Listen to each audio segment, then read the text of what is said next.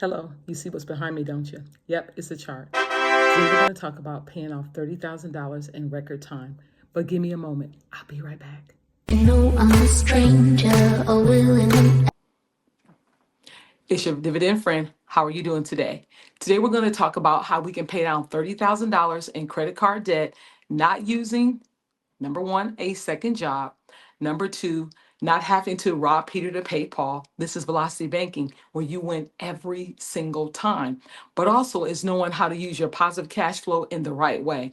Now, me with my velocity banking methods, we all do them different and it's okay. But for me, I always start my clients with working off of their positive cash flow and going from there. Now, when I talk about positive cash flow, I'm talking about leftovers after your expenses are taken out. For these people here, you can tell this person here, their income is 4706, pretty good.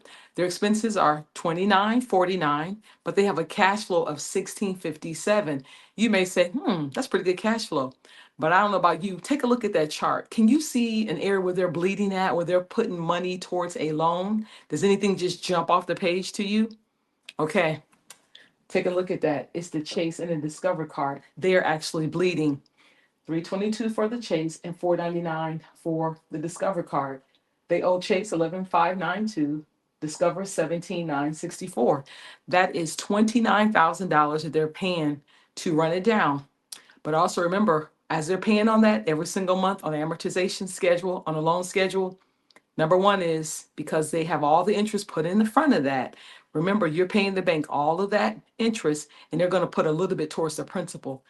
Doing it this way, they're going to pay it off in 3 years or four. They're not going to pay that thing off, but they're going to give a lot of interest in the meantime.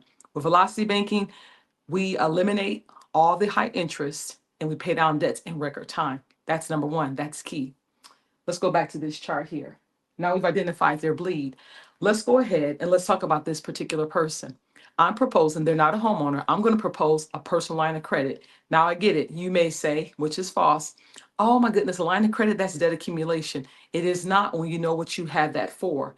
The goal of a debt tool when it comes to velocity banking is we are working our numbers, we're working the money so that it works for us, not for the banks.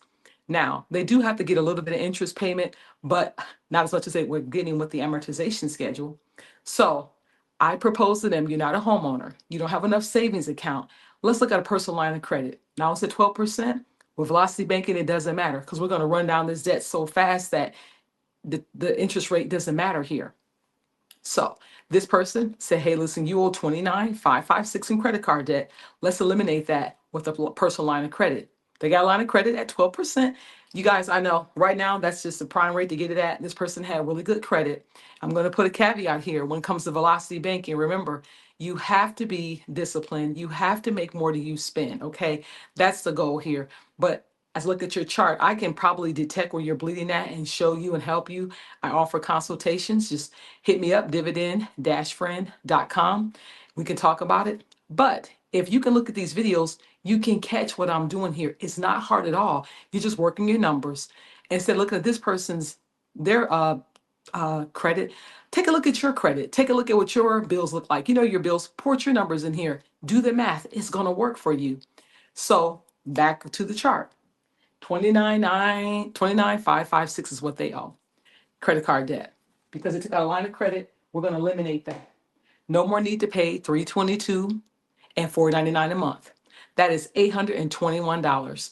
So we're going to eliminate that, freeing up an additional $821 on top of the 1657. Now they have a cash flow of $2,478. But with me, all velocity bankers are different. The way I do it is I work off the positive cash flow. I tell my people, listen, show me what you're bringing in, show me what's going out. Now, for this chart right here, this individual, I can tell you what their expenses, that is their apartment, all their electric bills, their Wi-Fi, their streaming, it's all in there. They like to go to the movies. They got to go out with their friends. They like to get their nails and their hair done. That's all a part of that 2949. That's coming out on top. I'm just pulling from their positive cash flow. That's what I'm working off of. But as they become more comfortable, I'm going to move them over into moving all of their income into the line of credit and living off of that. Because you have a rainy day, because you have the line of credit, You can pull from that anytime you need to. And because you're throwing all of your income in there, you are eliminating the daily average as you're putting your income in there. But for now, as I said, I do it where I just work off of their positive cash flow. I don't want you thinking, oh, with velocity banking, with this method, I have to, rob Peter to pay Paul. Those days are over, you guys. You're living off of this line of credit. With this person here, we haven't taken away any of their fund money. They even have $100 in those expenses that there's in their savings account, because I don't want you to get to a point where you're like, I'm discouraged. It's like a diet. You feel like you have to be really, really lean and skinny. You'll do it for about 3 or 4 months. After that, you're back to eating that sweets, the starches, the flours. Look, I've been there, done that. Okay. With velocity banking, we take out all the things you enjoy doing. Then we work from your positive cash flow. We don't say, okay, now we want you to use all of this money for positive cash flow. No, no, no. We're going to consider the things you enjoy doing being part of your expenses. So when we talk about cash flow, we're talking about cash flow indeed, what you have left over after you've considered all of that. Now, I'm going to put a disclaimer here. If you will look and say, hey, I don't have to spend $300 a month on getting my nails and my hair done, maybe I'll go every other month, then you're going to have more money towards cash flow. That is your option. I think when you begin to see your debts run down so fast, you're like, you know what? I don't have to have that cappuccino every single day. I can put that towards my debt, but it's up to you. There's no second job required here. As long as you make the money you spend, you are a candidate for velocity banking and you'll be very successful. But it takes a disciplined person. That's with anything. Okay. So let's turn our attention to the chart. Here we go. Now we've taken a line of credit out, personal line of credit out, $30,000. We've eliminated this. Now we have an additional 821 for a total cash flow of 2478. That is going towards their bills to run down this line of credit of $30,000. Remember, there's no more bleeding, there's no more chase, no more discover. There's a personal line of credit. We're going to pay that off. Month one, here we are, 29,556. We're going to immediately take that cash flow and inject it in here. Okay. Once we do that, now the balance is went down all the way to $27,078. But because it's the cost to be the boss, cost of doing business, we have to give the bank their interest. Okay. So off the 2708, I'm taking that, I'm times them by that 12% interest rate, divided by 365 for the number of days in the month. And I'm timesing that by 30. So I'm coming up to 267, a roundabout. You guys don't quote me on these numbers. I'm just giving you a roundabout figures because a lot of times there's a prime tied to it. But for the most part, you know that about 267 is your interest payment to borrow, to use this money here, the line of credit off of your balance. Okay. The good thing about a line of credit is that you're not paying off of this 29,000. You're paying off of what's owed. Okay. So 267. So now we have to add that back into the equation.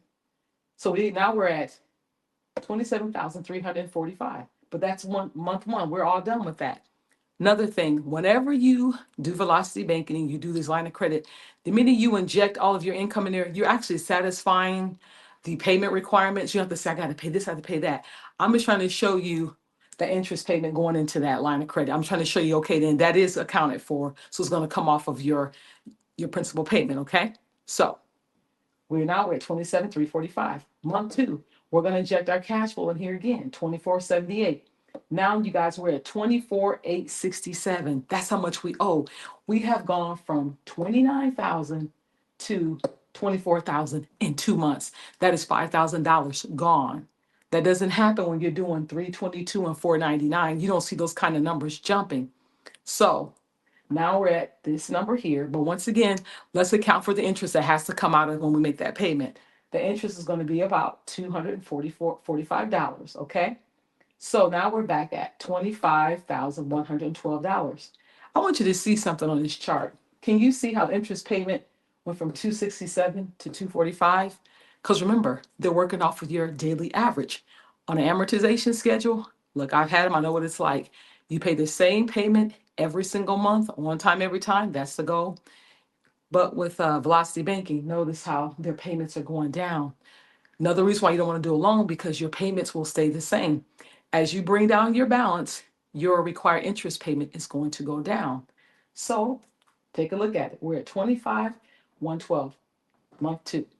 Check this out, guys. We're going in here the third month. We're going to once again take our positive cash flow, inject it in there, 2478.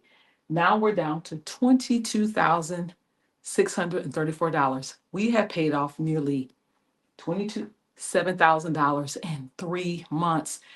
Not getting a second job, using your current income, looking at your cash flow. We're doing that. Once again, that 322 and 499, it would never have done that. It just doesn't work that way when you do amortization schedule. So here we are once again. Consider our interest payment that we have to consider the cost of doing business. The interest payment is calculated off of the 22,000. I took 22,634, times it by 12%, divided by 365. Like I said, roundabout numbers, 223 is your interest payment. Like I told you, because you've made this 2478, it's already satisfies your payment. I'm just trying to show you how there's going to be a principal and interest. They're going to take out their interest payment. So it's going to be, the rest is going to be applied directly towards your principal, which is great. You're applying about $2,200 towards your principal. Therefore, you can see how it runs down really, really fast, right? So I want you guys to look at that. We got our interest payment calculated back in. We're at 22,857. We went from 29 to 22,857 in 3 months. That is 1/4 of the year. You have paid down $7,000. Now, if you continue doing this, you will have this paid off in about 11, 12 months. You're done. That beats any day. Taking out an amortization schedule, paying that 322 and that 499 every single month. Now look at this individual. They are sitting here within a year's time. I want you to kind of think about it. They have 2478 positive cash flow. They haven't taken out a second job. They've just worked their numbers that work for them. And for those naysayers that say, well, you're taking out a personal line of credit, that right there is debt accumulation. Not when you know the goal is to pay down another debt. And the good thing about a personal line of credit is that when you pay it off, you can borrow from it again. So they're sitting on $30,000. Imagine if they had emergency come up. They can borrow from that line of credit and they would do the same exact thing working off of a payment just like this with their positive cash flow. That is sitting there. If you need it, you have it. You can borrow from it, pay it back, borrow from it, pay it back. When you do a loan, you just pay that loan. There's nothing in there that says you can get anything back. You're just paying back the loan. That is why I discourage people taking out loans because it doesn't make any sense. But as I told you, when you look at my chart here, this person here, they don't put all of their income into their line of credit, which they very well could. But because they're beginning this process, I don't want them getting discouraged, getting lost in translation. So all I'm saying is that let me see what your income is, what your expenses are, and where your bleeds are at. When I find your positive cash flow, I'm going to work off of that. And as you get more acclimated to how velocity banking works, then I'll introduce things like let's put the whole thing into a line of credit. Let's live off of a line of credit. That way, if you want to take a vacation, you can take the vacation because you know how you're going to pay it back. You're going to use your positive cash flow. You're just going to work your numbers the right way. And also, just to let you know, when we talk about lines of credit, this is what I like to consider velocity banking and the benefit of it. Velocity banking 101, I call it LLAE. You're basically leveraging a line of credit to accelerate debt payoff to eliminate high interest. That is what velocity banking is in a nutshell. LLAE. You're leveraging lines of credit to accelerate debt payoff to eliminate paying high interest. That's what it is. So I'm your dividend friend. I'm here until you win. I offer consultations. Look me up. I would love to help you. I just think playing with these numbers is great. Look, it changed my life, you guys. I was just trying to pay my bills and do all this and do all that. And I'm thinking, okay, I'm doing good. I'm above water. But actually, I wasn't because I was just like, oh my gosh, I got to figure out all these bills. I got to get these bills done. And it's almost like you have no idea how liberating and how free it is to do velocity banking. And I always say, don't knock it till you try it. So once again, as I told you, you see me do your chart, put your numbers in there, see how your numbers turn out. And remember, once you do make your payment, you're eliminating having to pay a payment at all. But I'm showing you the interest that's going to come off of that payment. That way you'll see if I'm paying $2,200 in there, I'm satisfying my required payment. However, they're going to take off their chunk and apply it towards the interest because I'm borrowing their money. Okay.